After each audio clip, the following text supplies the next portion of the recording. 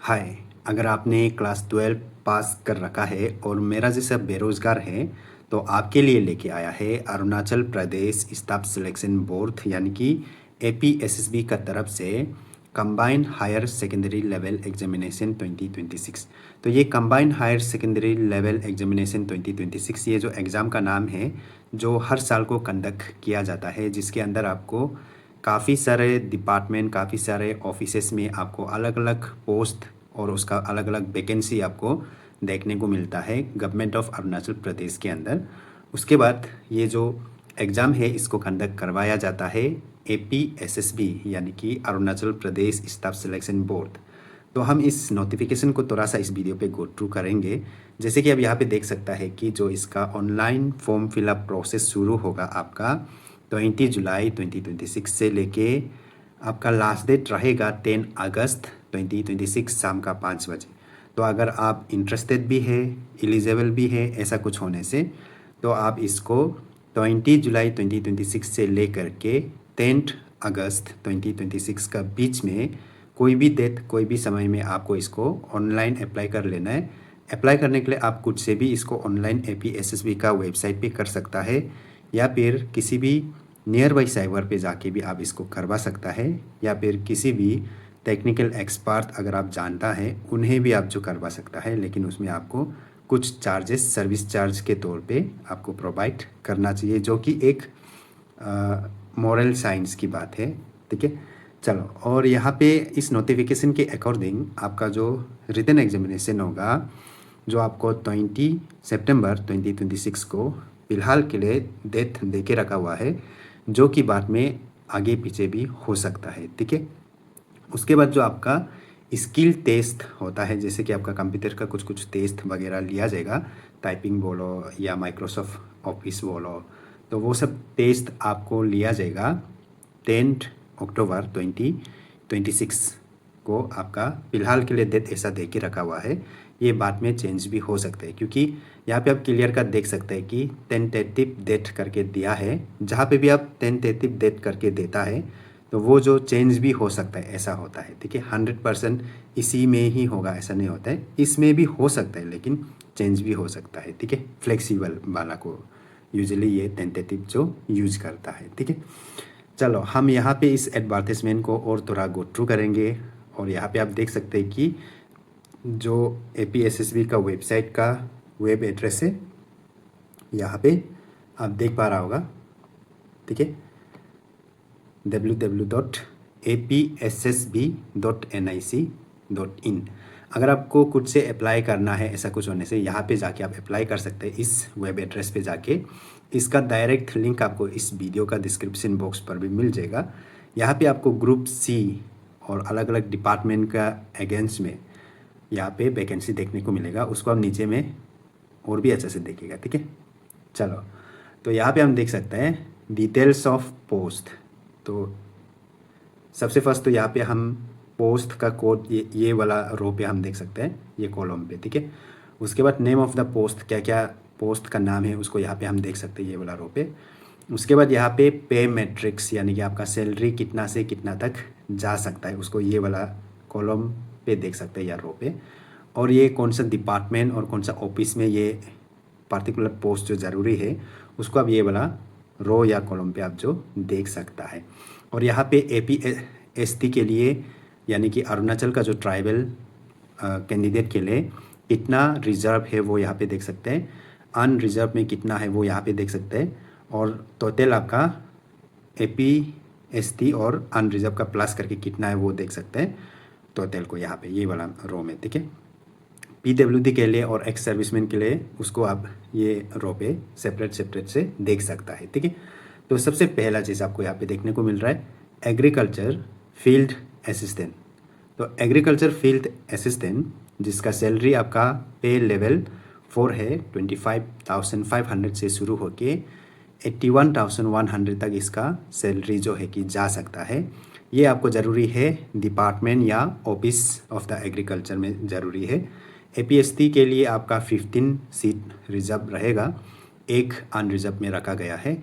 Total आपको यहाँ पे 16 देखने को मिल रहा है, उनमें से आपको एक PWD कैंडिडेट के लिए रिजर्व रखा गया है। ठीक है, नेक्स्ट पे हम देख सकते हैं कि यहाँ पे डेटा एंट्री ऑपरेटर DEO, इसका भी पे लेवल जो है कि सेम है, पोल है 25,500 से 81,100 तक जा सकते हैं। ये आपको ज़रूरी है directorate of medical education training and research, उस ऑफिस में, उस डिपार्टमेंट पे आपको ज़रूरी है। इसके लिए आपको APST कैंडिडेट के लिए 6 रिजर्व है, एक अनरिजर्व, टोटल 7। PWD या एक्स सर्विसमैन के लिए कोई रिजर्व नहीं है इस पर्टिकुलर पोस्ट में। ठीक है, नेक्स्ट पे यहाँ पे आप देख सकते हैं कि फील्ड असिस्टेंट, जिसका पे लेवल होगा 1, जिसमें आपको सैलरी 18,000 से शुरू होके 56,900 तक जा सकता है। ये आपको ज़रूरी है डिपार्टमेंट ऑफ लैंड मैनेजमेंट, और APST के लिए 10 रिजर्व रहेगा, और अनरिजर्व में आपको 3 देखने को मिलेगा। टोटल आपको यहाँ पे 13 देखने को मिलेगा। 13 में से एक आपको PWD कैंडिडेट के लिए रिजर्व रखा गया है। ठीक है, उसके बाद हम नेक्स्ट पे देख सकते हैं फिशरी डिमॉन्स्ट्रेटर, जिसका पे लेवल है आपका 2, जिसमें आपको सैलरी 19,900 से शुरू होके 63,200 तक जा सकते हैं। ये आपको ज़रूरी है कौन सा डिपार्टमेंट में, कौन सा ऑफिस में, फिशरीज ऑफिस में। 12 APST कैंडिडेट के लिए 3 अनरिजर्व में है। टोटल 15 सीट है, उनमें से एक आपका PWD कैंडिडेट के लिए और 2 आपका एक्स सर्विसमैन के लिए रिजर्व रखा गया है। ठीक है, नेक्स्ट पे हम देख सकते हैं कि जूनियर सेक्रेटेरिएट असिस्टेंट, जिसका पे लेवल 4 है, 25,500 से लेके 81,100 तक जाएगा। ये आपको ज़रूरी है सेक्रेटेरिएट एडमिनिस्ट्रेशन में ज़रूरी है। यहाँ में आपको कुल मिला के 3 पोस्ट टोटल देखने को मिल रहा है, जिसमें से एक आपका अनरिजर्व में, 2 APST के लिए, PWD या एक्स सर्विसमैन के लिए कुछ नहीं रखा गया। ठीक है, उसके बाद आपको लेबोरेटरी असिस्टेंट, जिसका पे लेवल है 2, 19,900 से लेकर के 63,200 तक जा सकता है, और ये आपको ज़रूरी है एनिमल हस्बेंड्री एंड वेटेनरी में। 4 टोटल आपको देखने को मिलेगा, बाकी के लिए कुछ रिजर्व रखा नहीं गया है। ये 4 का 4 APST कैंडिडेट के लिए रिजर्व रखा गया है। ठीक है, उसके बाद हम देख सकते हैं लोअर डिवीज़न क्लर्क, जिसको हम पॉपुलरली LDC करके जानता है। LDC का पे लेवल 4 होगा, 25,500 से शुरू होके 81,100 तक इसका सैलरी जाएगा। ये आपको LDC कहाँ पे ज़रूरी है बोलने से, सबसे first audit and pension office में आपको ज़रूरी है। एक ही पोस्ट है यहाँ पे APST के लिए रिजर्व है। DC बिचुम में आपको ज़रूरी है 2, दोनों का दोनों अनरिजर्व कैटेगरी में है, जिसमें कोई भी पार्टिसिपेट कर सकता है। DC सियांग में भी आपका 2 LDC ज़रूरी है, वो भी अनरिजर्व में रखा गया है, जिसपे कोई भी पार्टिसिपेट कर सकता है। ठीक है, उसके बाद फिर आपको LDC ज़रूरी है डायरेक्टोरेट ऑफ सैनिक वेलफेयर कम राज्य सैनिक बोर्ड, जिसमें 2 APST के लिए रिजर्व है, और LDC ज़रूरी है आपको डायरेक्टोरेट ऑफ प्रोसिक्यूशन, जिसमें आपको 5 देखने को मिलेगा, उनमें से 4 APST के लिए, एक अनरिजर्व कैटेगरी में। ऑफिस ऑफ द इलेक्शन में आपको 7, उनमें से एक अनरिजर्व और 6 APST के लिए। हेल्थ सर्विस में आपको LDC ज़रूरी है 5, उनमें से 4 APST के लिए, एक अनरिजर्व कैटेगरी। और आपको LDC ज़रूरी है हायर एंड टेक्निकल एजुकेशन, जिसमें 2 APST के लिए रिजर्व है। PHENWS उसमें आपको 9 ज़रूरी है, जिसका 2 अनरिजर्व में है, 7 APST कैंडिडेट के लिए। पब्लिक वर्क्स डिपार्टमेंट यानी कि PWD में 8 ज़रूरी है LDC, 6 आपका APST होगा और 2 आपका अनरिजर्व। ठीक है, रजिस्ट्रार ऑफ कोऑपरेटिव सोसाइटीज़ में आपको 2 ज़रूरी है, एक अनरिजर्व कैटेगरी में है, एक APST के लिए रिजर्व रहेगा। रूरल वर्क्स डिपार्टमेंट यानी कि RWD में 6 ज़रूरी है LDC, एक अनरिजर्व, 5 APST के लिए रिजर्व। स्किल डेवलपमेंट में आपको एक ही चाहिए, अनरिजर्व कैटेगरी में है, कोई भी पार्टिसिपेट कर सकते हैं। LDC ज़रूरी है आपको। ट्रिम्स में 4 है टोटल, उनमें से एक अनरिजर्व कैटेगरी, 3 आपका APST कैंडिडेट के लिए रिजर्व रहेगा। उसके बाद नेक्स्ट में हम यहाँ पे देख सकते हैं रिकॉर्ड कीपर। रिकॉर्ड कीपर आपका पे लेवल फॉर 25,500 से 81,100 तक जाएगा। ये आपको ज़रूरी है ट्रीम्स में टोटल 4, 1 अनरिजर्व, 3 APST कैंडिडेट के लिए रिजर्व, ठीक है। लास्ट आपको यहाँ पे देखने को मिलता है स्टॉक मैन, पे लेवल फॉर 25.5 के से लेकर के 81.1 के तक। तो ये जो आपको एनिमल हस्बेंड्री एंड वेटरनरी में ज़रूरी है, जहाँ पे आपको कुल मिला के 89 टोटल वैकेंसी देखने को मिल रहा है। उनमें से आपका 17 अनरिजर्व कैटेगरी में रखा गया है, 72 APST कैंडिडेट के लिए रिजर्व रखा गया है, 3 आपका PWD कैंडिडेट के लिए रिजर्व रखा गया है।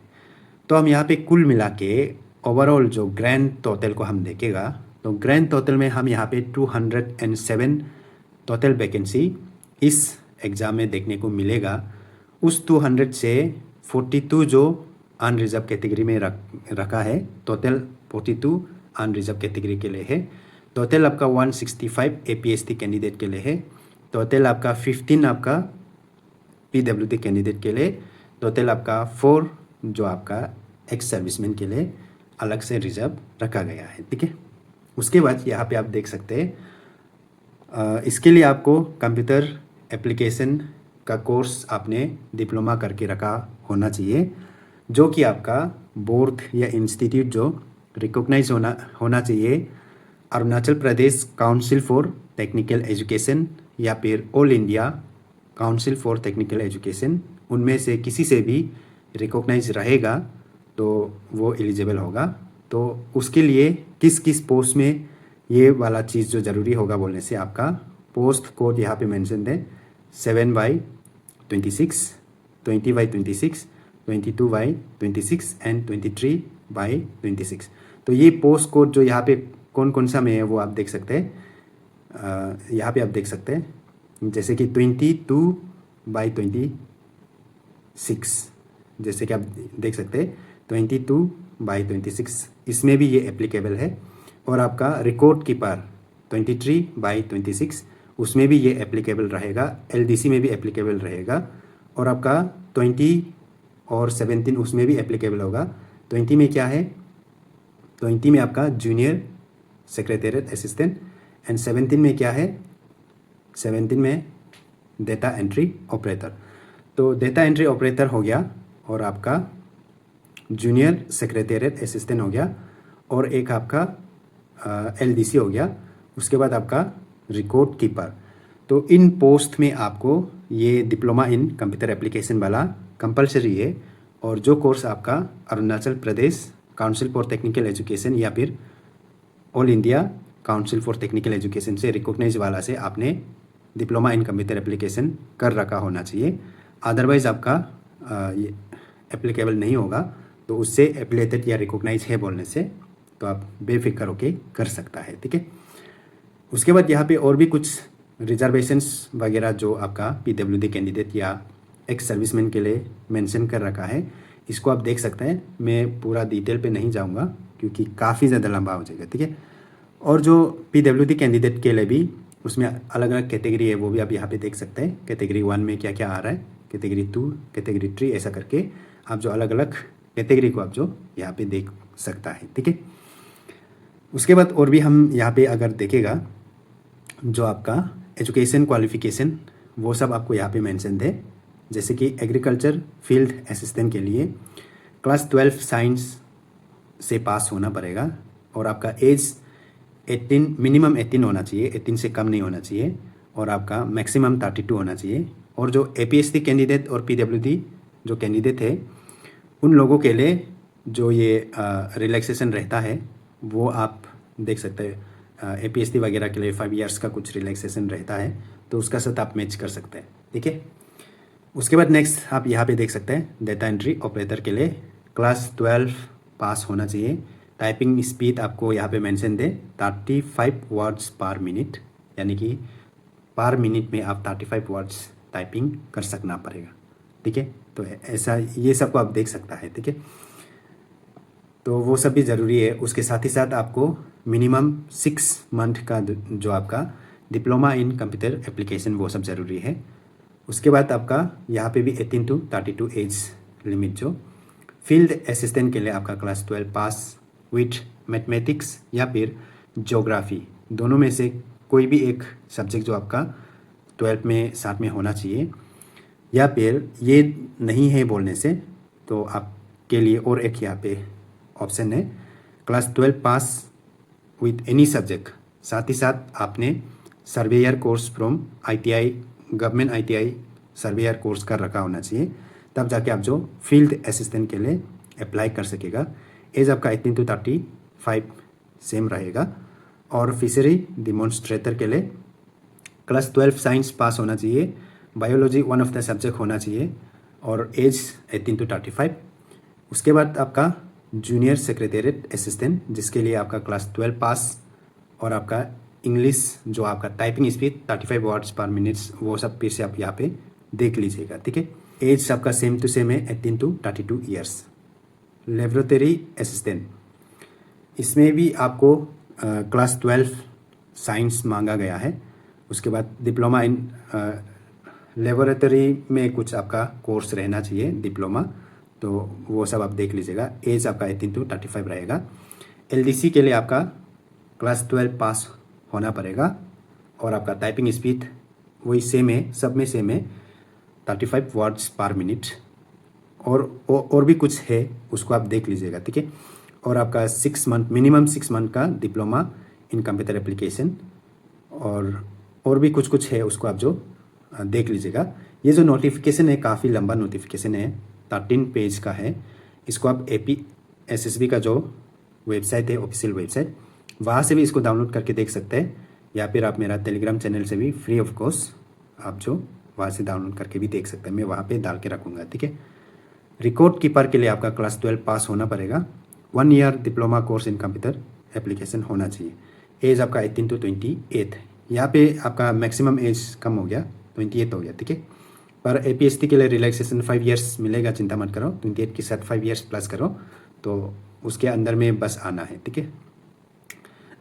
नेक्स्ट आपका स्टॉकमैन भी आपका क्लास 12 साइंस होना पड़ेगा, उससे पास होना पड़ेगा। एज आपका 18 to 35 ईयर्स। और यहाँ में थोड़ा एज जो ज़्यादा हो गया, मैक्सिमम एज जो थोड़ा अच्छा खासा है। और आपका रिलैक्सेशन आपका यहाँ पे 5 ईयर्स फिर से APST लुक को मिलता है, तो मैक्सिमम एज यहाँ पे आप देख सकते हैं 18 to 40 ईयर्स तक एलिजिबल होगा इसके लिए। तो अब ये लोग को थोड़ा अच्छा से देखिए, उसके बाद आप जो अप्लाई करने से करिएगा, ठीक है। ज़्यादा मतलब एडवर्टाइजमेंट आया है, जॉब वैकेंसी आया है, ऐसा करके फिर आप जो अप्लाई कर दिया, ऐसा मत करो, ठीक है। थोड़ा बहुत तो आपको जानकारी आगे कलेक्ट करना है, उसके बाद फिर अप्लाई करना है, ठीक है। उसके बाद आपका जो जब ऑनलाइन फॉर्म फिल करेगा तो आपका एक एग्जामिनेशन फ़ीस आपको चार्ज किया जाएगा जो नॉन रिफंडेबल होगा। जो APSC कैंडिडेट होगा उसके लिए 150 रुपीज़, एंड जो अनरिजर्व कैटेगरी से होगा उसके लिए 200 रुपीज़। तो इन केस आप खुद से करता है तो या में जो अमाउंट है वही आपको पे करना है, और किसी से करवाता है या फिर किसी भी नियर बाई साइबर पे जाता है तो इसका साथ एक्स्ट्रा आपको साइबर चार्ज या सर्विस चार्ज आपको पे करना रहेगा। तो उसको आप जो ऐसा अप्रॉक्सीमेटली राउंड फिगर पकड़ के जाना है, ठीक है। क्योंकि कोई आपको सर्विस दे रहा है तो उसको फिर सर्विस का फिर चार्ज भी तो पे करना रहेगा। फिर आपका अलग अलग जगह में अलग अलग साइबर पे फिर से प्राइस जो है कि ऊपर नीचे होता है, तो उसको आप देख लीजिएगा, ठीक है। चलो उसके बाद जो आपका स्कीम ऑफ एग्जामिनेशन आप यहाँ पे देख सकते हैं। आपका यहाँ में पोस्ट कोड मेंशन है जिसमें स्टेज 1 होगा। उसके बाद यहाँ पे स्टेज 1 है, स्टेज 1 स्टेज 2 जिसमें होगा वो ये लुक है, ठीक है। स्टेज 1 में आपका रिटन एग्जामिनेशन होगा। रिटन यानी कि objective type multiple choice question रहेगा, जिसके अंदर कुछ सब्जेक्ट्स आपको देखने को मिल सकते हैं।